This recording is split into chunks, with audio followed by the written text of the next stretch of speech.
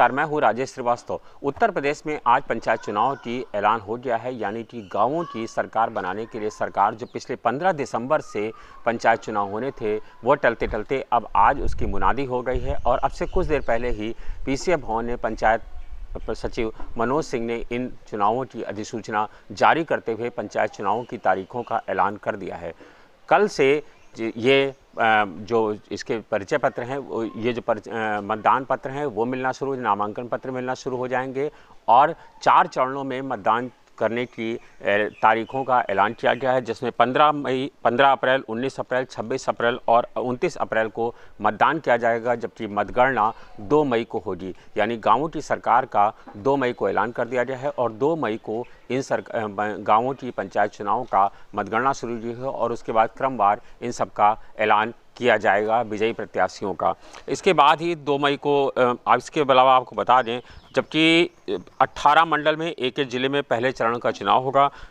चुनाव की तारीखों के अलावा के साथ ही यूपी में आचार संहिता का ऐलान कर दिया गया है, यानी आचार संहिता आज से ही तत्काल प्रभाव से लागू कर दी गई है। और इन जबकि आपको बता दें कि सुप्रीम कोर्ट में आज आरक्षण को लेकर के, पंचायत चुनाव में आरक्षण को लेकर सुनवाई है और सुप्रीम कोर्ट इस मामले में सुनवाई कर रहा है। और हो सकता है कि हालांकि इसके बाद अभी कोई एक नया पेज फंस सकता है सुप्रीम कोर्ट पंचायत चुनाव की आरक्षण को लेकर, जबकि पंचायत विभाग की वेबसाइट पर आरक्षण का अभी फिलहाल जो स्थिति है उसको वेबसाइट पर अपलोड कर दिया गया है।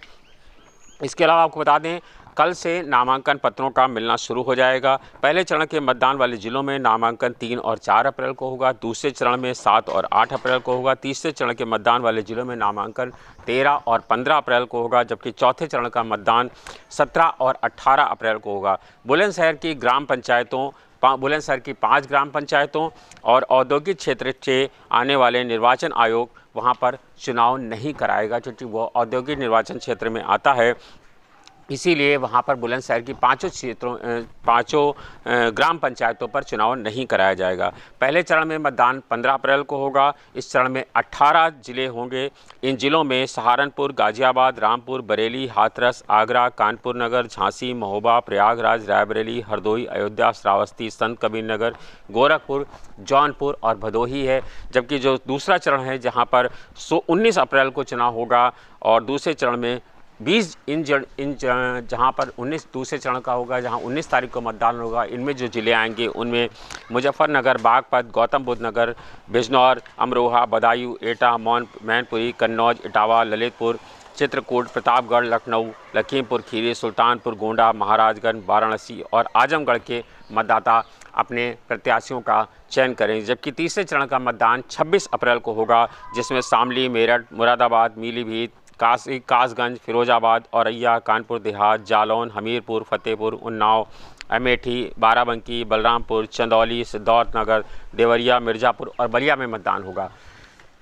जबकि चौथे चरण और अंतिम का मतदान जो है 29 अप्रैल को होगा, जहां 17 जिलों के मतदाता अपने मताधिकार का प्रयोग करेंगे। इसमें हापुड़, बुलंदशहर, संभल, शाहजहांपुर, मथुरा, अलीगढ़, फर्रुखाबाद, बांदा, कौशाम्बी, सीतापुर, अम्बेडकर नगर, बहराइच, बस्ती, कुशीनगर, गाजीपुर, महाराज और मऊ जिले हैं।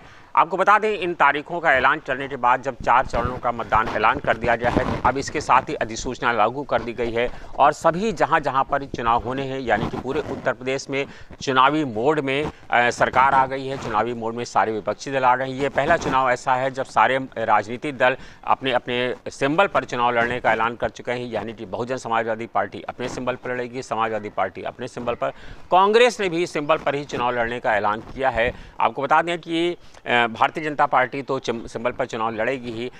अभी तक जो पंचायत चुनाव होते थे उसमें बसपा और सपा अपने सिंबल पर चुनाव नहीं लड़ते थे, लेकिन इस बार उन दोनों ने अपने सिंबल पर चुनाव लड़ने का ऐलान किया है। दरअसल इसके पीछे कहा जा रहा है कि लंबे समय से जो किसानों का आंदोलन चल रहा है और किसान ये गाँवों की सरकार बनने जा रही है, यहाँ पर किसान आंदोलन को लेकर के स्थिति दूसरी हो सकती है, तो सभी राजनीतिक दल इसे अपने अपने खाते में लाने के लिए भुनाने की पूरी भरपूर कोशिश कर रहे हैं और इसी के चलते सपा सुप्रीमो अखिलेश यादव पिछले दिनों निकल चुके हैं और लगातार वो दौरा कर रहे हैं। रामपुर से शुरू हुई साइकिल यात्रा आजम खान के बहाने शुरू की गई, जो हर ज़िले से निकाली जा रही है। अभी पिछले दिनों उसका लखनऊ में समापन किया गया। अखिलेश यादव खुद निकल रहे हैं। इसी तरह से मायावती ने भी अपने लोगों को, काडर को मजबूत किया है और वह भी क्षेत्र में निकल रही हैं। भारतीय जनता पार्टी ने लगातार ग्राम संवाद अभियान शुरू कर रखा है। ग्राम संवाद अभियान के सहारे भारतीय जनता पार्टी गाँवों में अपनी पैड़ बना रही है। गाँवों में उसके नेता जा रहे हैं, लोगों से संवाद कर रहे हैं।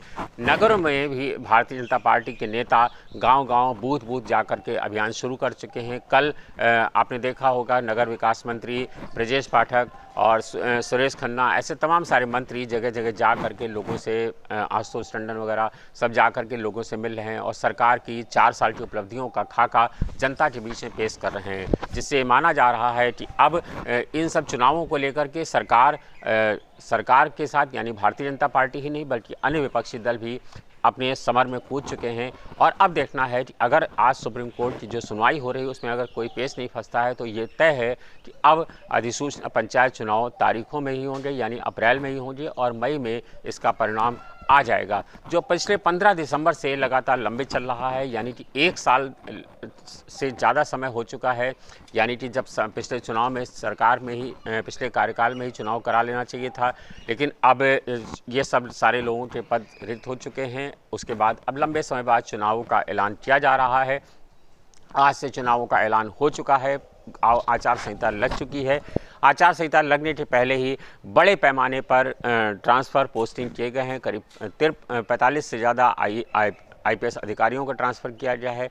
पिछले कई दिनों से लगातार तबादला चल रहा था। अब तबादलों पर रोक लग जाएगी क्योंकि पंचायत चुनाव की अधिसूचना आज से लागू हो गई है। अब देखना है कि 2 मई को किसके खाते में कौन सा श्रेय जाएगा। क्या भारतीय जनता पार्टी इस अपनी सरकार की उपलब्धियों का जो खाका खींच रही है वो उसमें सफल हो पाएगी, या विपक्षी दल किसान आंदोलन के सहारे जो अपने अपने क्षेत्रों में आगे बढ़ना चाहते हैं उन्हें विजय मिलेगी। धन्यवाद, शुक्रिया।